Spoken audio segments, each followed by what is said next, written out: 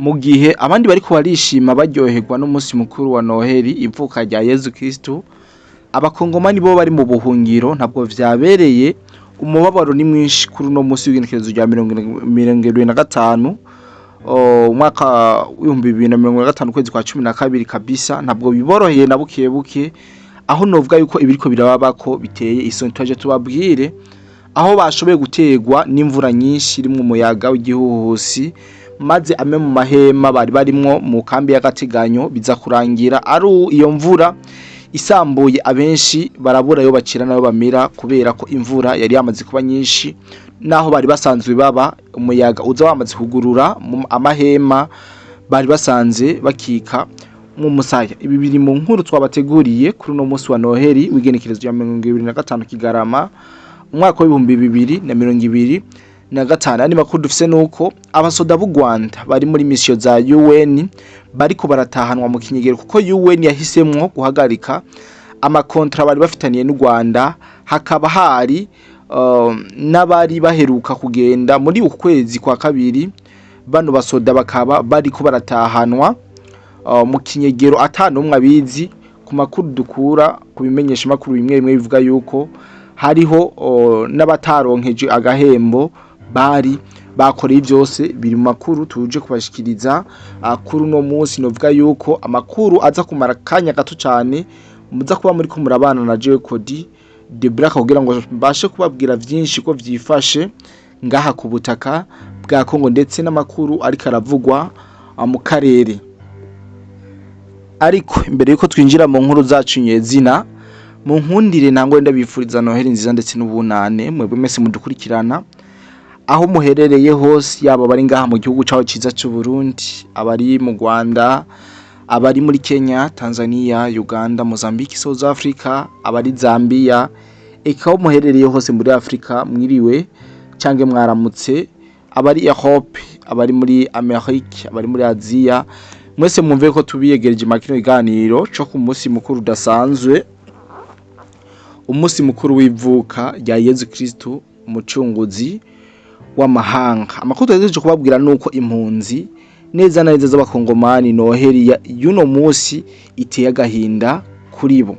Noheli y'uno munsi iteye agahinda ku mpunzi, iteye agahinda ku mpunzi z'abanyekongo ziri mu ikambi ya Musenyi ya kabiri herereye mu ntara ya Rutana mu Burundi. Ugutegwa k'umuhari witwaje ibigwanisho AFC M23, gutera k'umuhari witwaje ibigwanisho AFC M23 mu ntara ya Sud Kivu vyatumye ibihumbi by'abakongomani bava za Bukavu, za Goma, Prito, za Uvira bahunga izabo. Ariko rero iyindi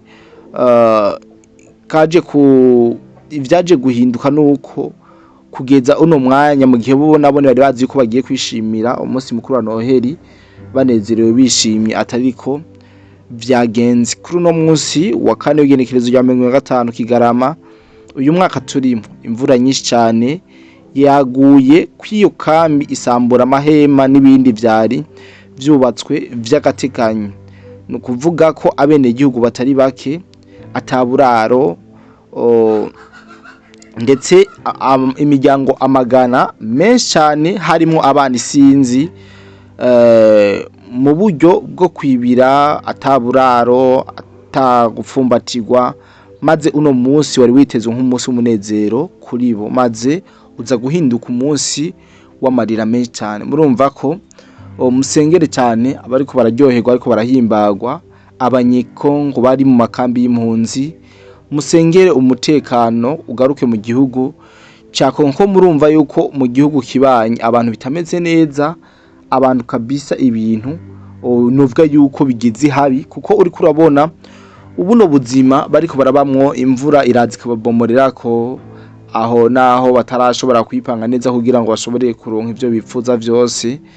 Kandi muranabizi birateye agahinda, abataraba mu buhungiro sindabibifurije, ariko mwumve yuko ubuhungiro bujyana kabisa, ubuhungiro bujyana kandi cyane. Ndazi yuko ababaye mu buhungiro muco mutahora kino kintu nkikivuga rimwe mucumva kabiri rero dusengere abanyekongo bari mu makambi y'impunzi kumbure nta washobore kuhasiga ubuzima nuko amakuru dufise bose bakomeye ariko imvura ariyo yashoboye kuba ibasamburira aho bari basanzwe bakika umusaya. Yandi makuru dufise nuko hari bice vyakomeje kuberamwe imigwano ngaha ku butaka bwa Kongo. Twarababwiye ingene ku munsi wa hirya y'ejo neza na neza muri Makobora agace kari hagati ya Uvira ndetse na Fizi hashoboye kugwa indiri z'abasirikare benshi b'igihugu cy'u Rwanda. Hari benshi batararonka amafoto n'ama video y'ingene bano bawazarendo babaze bongera barabagurura zinyeshamba z'igihugu cy'u Rwanda. Abiboneka ko ari byani biteye ubwoba.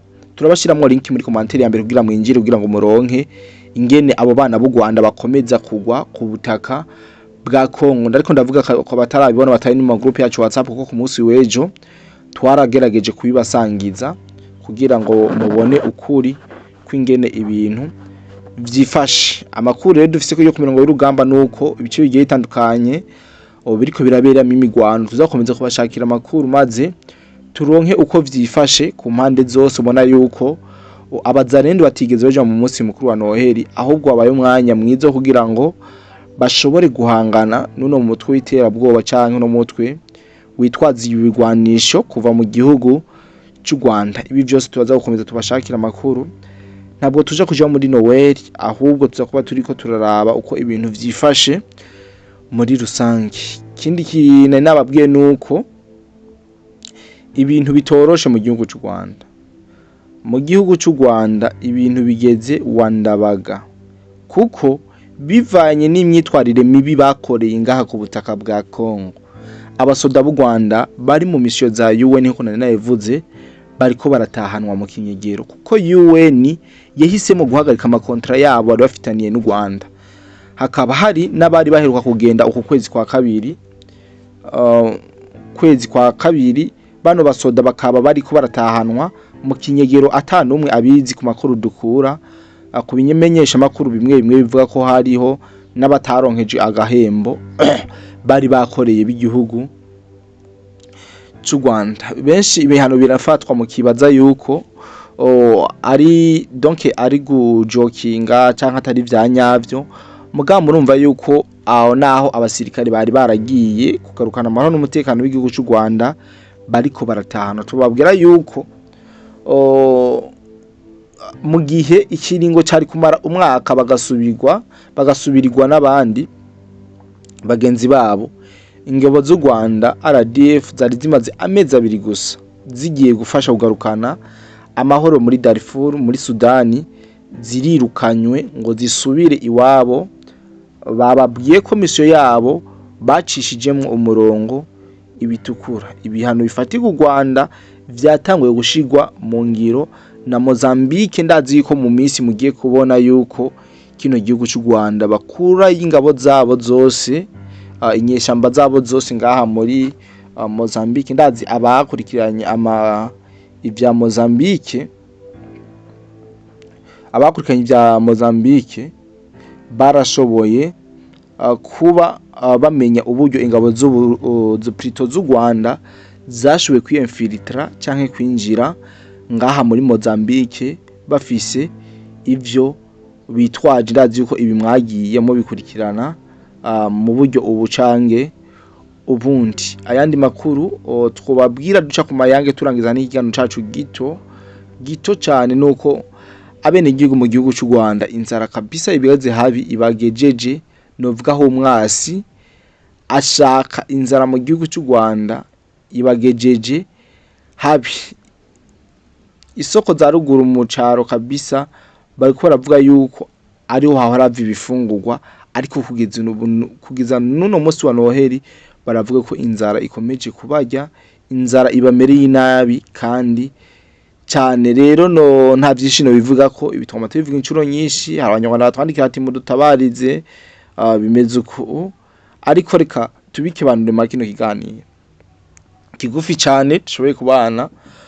Mwari kumwe na Cody the Black, ariko comme conclusion nababwira yuko impunzi z'abanyekongomani bari bahungiye mikambi iri ngaha mu Burundi. Imwe muzo navuze yuko ino mvura iguye ku munsi wa Noheli ibamereye nabi ndetse isize imiryango myinshi iriko itagiraho ikika umusaya.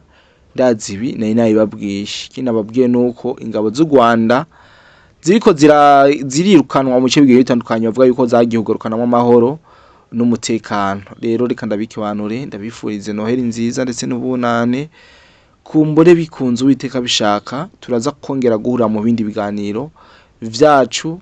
Niko Dide Black Mari kumwe kuri micro. Bye bye.